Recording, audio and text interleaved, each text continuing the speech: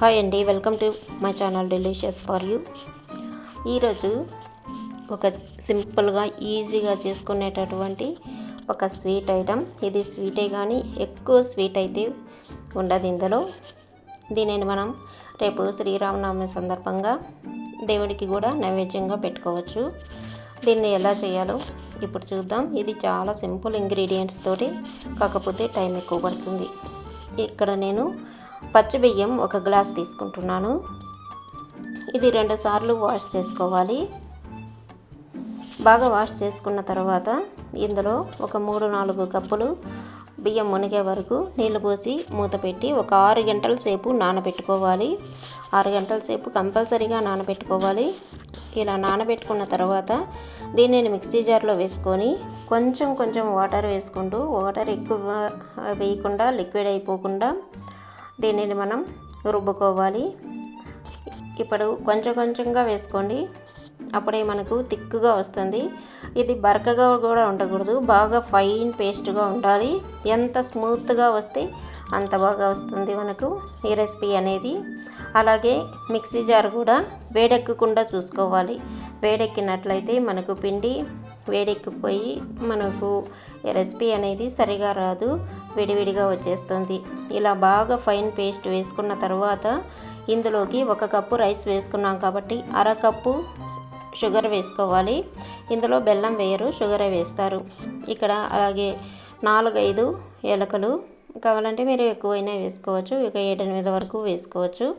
ఒక 2 స్పూన్లు వాటర్ వేసుకొని మళ్ళా మనం బ్లెండ్ చేసుకోవాలి. ఇప్పుడు బాగా చక్కెర అంతా కూడా కరిగిపోయిన తర్వాత మనకు కొంచెం వాటరీగా వస్తుంది. దీనిని ఒక గిన్నెలోకి తీసుకోవాలి. ఇక్కడ నేను 2 సార్లుగా వేసినాను 1 కప్పు రైస్ని. ఇందులోకి ఒక చిన్న 1/2 టేబుల్ స్పూన్ కానీ చిన్న స్పూన్ కానీ సాల్ట్ వేసుకొని బాగా కలుపుకోవాలి. కలుపుకొని మూత పెట్టేసి మరలా 1 అవర్ దీన్ని సోక్ చేసుకోవాలి. ఇలా 6 అవర్స్ బియ్యం నానబెట్టుకొని రుబ్బిన తర్వాత 1 అవర్ నానబెట్టడం వల్ల ఇది మనకు పర్ఫెక్ట్గా వస్తుంది. ఇప్పుడు 1 అవర్ అయింది. మనకు ఎండ ఎక్కువ ఉంటుంది కాబట్టి 1 అవర్ సరిపోతుంది. చలికాలంలో అయితే ఇంకొక 1/2 అవర్ 1 అవర్ కూడా మీరు నానబెట్టాల్సి ఉంటుంది. ఇక్కడ నేను కొబ్బరి నూనె యూస్ చేస్తున్నాను. కొబ్బరి నూనెని ఒక 100 గ్రాములు వేసుకొని దీనిని ఒకేసారి వేసేయాలి గరిటెతోటి. ఇంకా మనం కలదపడం అలాంటివి ఏది ఉండదు. ఇది ఎడ్జెస్లో మనకు కలర్ చేంజ్ అయ్యి ఇలా మనకు మధ్యలో అంతా ఉడికినట్లు కలర్ చేంజ్ అయినప్పుడు దీనిని తీసుకోవడమే. ఇలా పక్కకు ఉంచి పెట్టినట్లయితే ఆయిల్ అంతా వెళ్ళిపోతుంది. లేకపోతే ఇంకో గరిట స్పూన్ కానీ తీసుకొని ప్రెస్ చేసినట్లయితే మనకు ఆయిల్ అనేది పడిపోతుంది. ఇలాగే అన్నీ వేసుకోవాలి. కానీ వేసుకునేటప్పుడు ఆయిల్ కానీ తగ్గినట్లయితే ఇంకొంచెం ఆయిల్ యాడ్ చేసుకొని దాన్ని మళ్ళీ కొంచెం హీట్ చేసుకోవాలి. లో ఫ్లేమ్లోనే చేసుకోవాలి. కోకోనట్ ఆయిల్ కాబట్టి ఇది ఎక్కువ వేడెక్కిపోతుంది, పలుచగా ఉంటుంది కాబట్టి. అలాగే ఆరోగ్యానికి కూడా కోకోనట్ ఆయిల్ చాలా మంచిది. ఇది కోకోనట్ ఆయిల్తో చేస్తేనే చాలా టేస్టీగా వస్తుంది.